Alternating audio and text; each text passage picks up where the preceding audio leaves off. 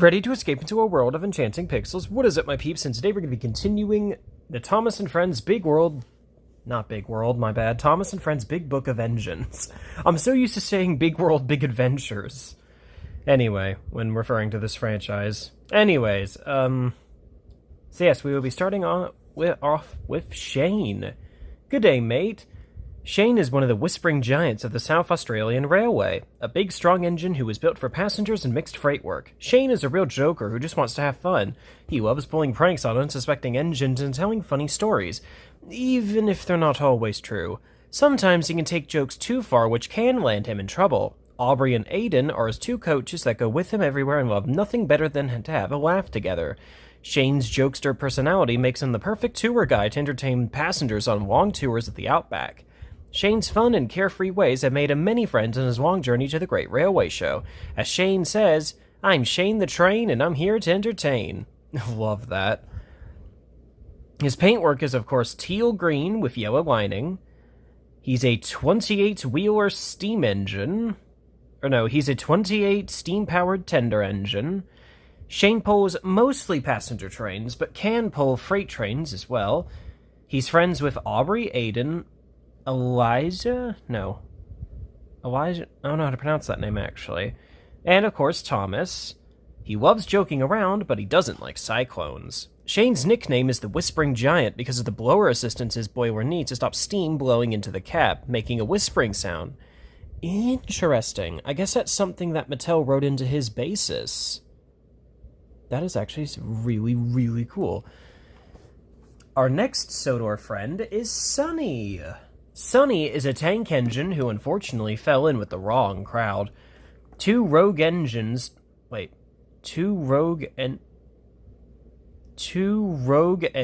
for Sunny to be their partner in crime. Sunny feared them and tried to act tough when necessary, but deep down he longed to leave his life of crime behind him. What? Two rogue engines? What? Have you forgotten that it was Baz and Bernie that tricked him, not two rogue engines? Huh. Okay, then. Sunny is a lovable rogue. Why does that sound like a Star Wars character? Anyway, who wanted to prove that he can be a true hero and a really useful engine. The Fat Controller gives Sunny a second chance on the Sodor Railway. The other engines are wary of this because of his troublemaking past, but he soon wins them over with his heroic actions. Sunny is dark blue with white and gold lining. He's, of course, a steam engine. He's friends with Diesel and Thomas, which, yeah, that would make sense. He's interacted with both of them before. Sunny loves being really useful, but doesn't like being tricked. Even when Diesel tricks him and hurts his feelings, Sunny still rescues him after he derails. Yes, that kind of ties into the whole heroic actions thing. Oh, geez. Our next, Sodor resident is Spencer. Snooty Spencer pulls the private train when the Duke and Duchess of Boxford visit Sodor. He's a sleek silver engine who likes to show just how fast he can go. At first, the other engines were impressed by Spencer's speed and strength, but later they found out that he was too big for his buffers. Spencer always thinks he knows best and didn't listen to Gordon, who warned him to take on more water. Spencer soon ran out of steam and pretended to have a leaky tank to cover his mistake. Yeah, sure. Anyway, his paintwork is of course silver. He has 12 wheels and 8 more on his tender. Steam engine. Spencer pulls the Duke and Duchess of Boxford's private train. Spencer doesn't make friends so easily because he's so boastful. Honestly, I'm surprised they haven't...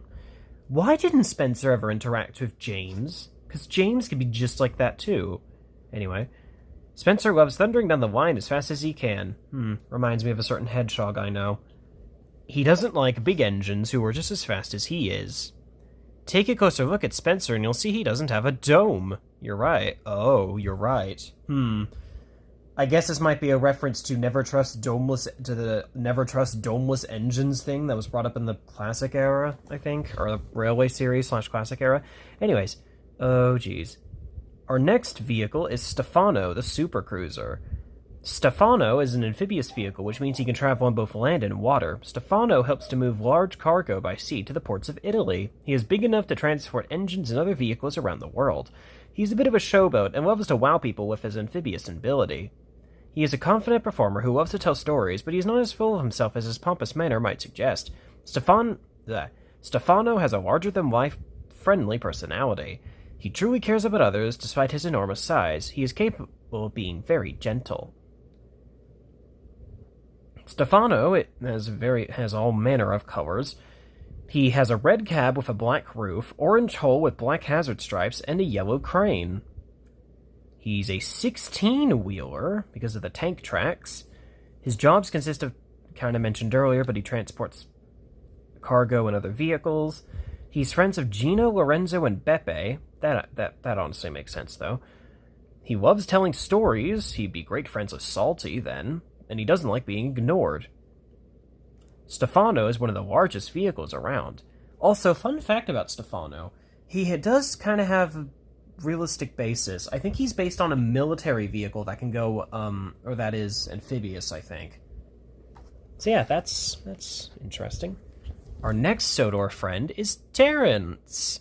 Terrence is a crawler tractor who, fun fact, is based on a caterpillar tractor, which means technically Terrence is the first ever American design in the show. But anyways, Terrence is a crawler tractor. He's very proud of his caterpillar tracks, which let him go anywhere, even if he's slower than his friends. When he and Thomas first met, Thomas teased Terrence about his caterpillars, but later discovered their usefulness when Terrence pulled him out of a snowdrift. Thomas wore a snowplow after that. Terrence is painted orange and has a detachable plow, which he uses to plow the fields of Sodor. That makes sense. His paintwork is, of course, orange. He has caterpillar tracks. He runs on... Now, this is the British term for gas. It's petrol. Yeah, that's the British term for gas. So yeah, his fuel is petrol, or gasoline, as it's called in America. Terrence pulls other vehicles when they're stuck, logs and trees. He's friends with Thomas, but he's somehow friends with Duck? I mean, I guess in the classic era, Duck did run Thomas's branch line for a little while, so I guess it would make sense that they probably would have interacted. I find that very interesting, though. Terrence loves his caterpillar tracks, of course. Mr. I can go anywhere. Terrence doesn't like when engines tease him, though he soon shows them how useful he can be. Yes, Thomas. Anyway, when heavy snow came to Sodor, Terrence helped rescue Mrs. Kindly when she was snowed in at her house. And of course, we can't have a Thomas and Friends book without mentioning the Fat Controller, aka Sir Topham Hatt. The Fat Controller is a very important man indeed. He's in charge of the main railway on the island of Sodor, so he has a lot of engines, coaches, crew, and passengers to look after. The Fat Controller is firm but fair, and always speaks kindly to the engines if they are upset. He soon reminds them who is in charge if they try to cause mischief, though. Of course, the Fat Controller is just a nickname used by his engines. His real name is Sir Topham Hatt, and his wife's name is Lady Hatt. He has 2 grandchildren, Stephen and Bridget, who love to visit the engines. See, that's clever. That's actually clever. Of course it would make sense that in universe the Fat Controller is just a nickname, and his real name is Sir Topham Hatt. This is a reference to the classic era because in Britain he's called the Fat Controller, but when Britt Allcroft was trying to bring the show to America, she found out really quickly that that apparently the word fat in America isn't a good thing to be saying. So that's why they changed his name to Sir Topham Hatt. But of course, in universe, the Fat Controller is just a nickname, but his real name is Sir Topham Hatt in universe. Anyway, I just thought I might as well clear that up. Really useful facts. Clothes. The Fat Controller. The Fat Controller always looks smart in his suit and tie, yellow waistcoat, and shiny top hat. Really, it's shiny? I thought it was matte black. Anyway. His jobs, of course, consist of running the railway, looking after the engines, their crews and passengers, and checking timetables. Friends! Everyone on Sodor loves the Fat Controller. Everyone? The Fat Controller, of course, loves trains that run on time. He wants all of his passengers to think he runs a really useful railway, and understandably so. The Fat Controller doesn't like engines who are too big for their buffers. Did you know that the Fat Controller used to be an engineer? He doesn't mind getting his hands dirty if an engine needs mending. Yes, that's why in the not just in the Royal Engine, but also in what was that one episode? It was like a season 5 episode, I think. Lady Hat's Birthday Party. In both Lady Hat's Birthday Party, as well as Thomas in the Royal Engine, he agreed to be Thomas's fireman on both occasions, which is very interesting. So, I mean, technically, he's been the fireman of Thomas twice. Anyways, our next Sodor friend is Toby the tram engine. Toby is an old-fashioned steam tram engine with gray cowcatchers that cover his wheels. You can often find him cheerfully working on the quarry line with his faithful coach Henrietta. Some engines make fun of Toby because of his shape, but Toby doesn't mind being square. Toby was saved from scrap by a stout gentleman who brought him to work on his railway. Can you guess who it was? That's right, the Fat Controller. Toby didn't want to leave Henrietta behind, so she came with him to work on the island of Sodor. Toby is of course brown because he's made of wood. He has a number 7. He's a 6-wheeler tram engine. He pulls his faithful coach Henrietta. Or no, sorry, his carriage is Henrietta. My bad. But he pulls, of course, trucks, freight, and passengers. He's friends with Flora and Mavis. That actually makes sense that he'd be friends with Flora, because they're both trams, and Mavis because he interacted with her in season 3. Yeah. Toby loves ringing his bell to let everyone know he's coming. Yes, and even got a policeman angry once. Toby doesn't like his small water tanks because he has to stop for a drink too often. Then again, what vehicle with small tanks likes stopping a lot? Anyways. Or no, what vehicle with any kind of small tank would like stopping a lot? Anyway, for a long time, Toby was the only tram engine on the island of Sodor until Flora steamed into town. Yep. Our next Sodor asset are the troublesome trucks. The troublesome trucks, or as they were going to be called in America, foolish freight cars. They tried to use that term for a little while, but that was eventually dropped. Are the chef mischief makers on the island of Sodor. Oh, I think it is chief mischief makers. Are the chief mischief makers on the island of Sodor, or on the island. Some engines call them the rascals of the railway because they're so naughty and silly. Really? It's an engine's job to make sure the noisy trucks do as they are told. They love to sing songs and play tricks on the engines, bumping and shoving them. The troublesome trucks are often the cause of accidents on the island, and don't seem to mind being damaged and coming off the rails. The trucks are made out of wood and painted gray, most of them. Each truck, of course, has 4 wheels. Trucks' jobs consist of working at the quarry and basically working on Sodor's industries, basically. That's how I can sum that little excerpt up. They are friends of both each other and the naughtier diesel engines on Sodor. The trucks love causing trouble for engines, especially steamies. The trucks don't like being biffed and bashed around, which, let's be honest, most of the engines do anyway. Edward and Salty are the best engines for keeping trucks out of trouble. So is Boko, but yeah, he doesn't really get mentioned. Also, my big hand's in the way. Doesn't really get mentioned. Is Boko in this book at all? I don't think he is. I'll have to look later, but I don't think he is. Anyways, our next Sodor friend is Victor. Victor is the manager of the Sodor Steamworks. He's a very busy engine, always on the run, fixing broken-down engines, finding new parts, and trying to keep his assistant Kevin out of trouble. He's a wise and friendly engine who's always ready to help his friends, but he refuses to put up with any nonsense from engines like Spencer. Which that actually makes sense, because Victor is essentially the Doctor character, is essentially the Doctor locomotive of the Thomas universe. So of course he would be snappy but straight. He'd be straight to the point, but sometimes snappy, as any doctor would be when someone's being stubborn.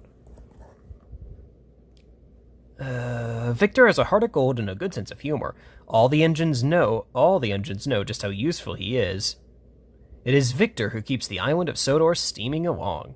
Victor is dark red with yellow stripes, black and yellow hazard stripes on his buffer beam. Black and yellow hazard stripes on his buffer beams. He's a four-wheeler tank engine.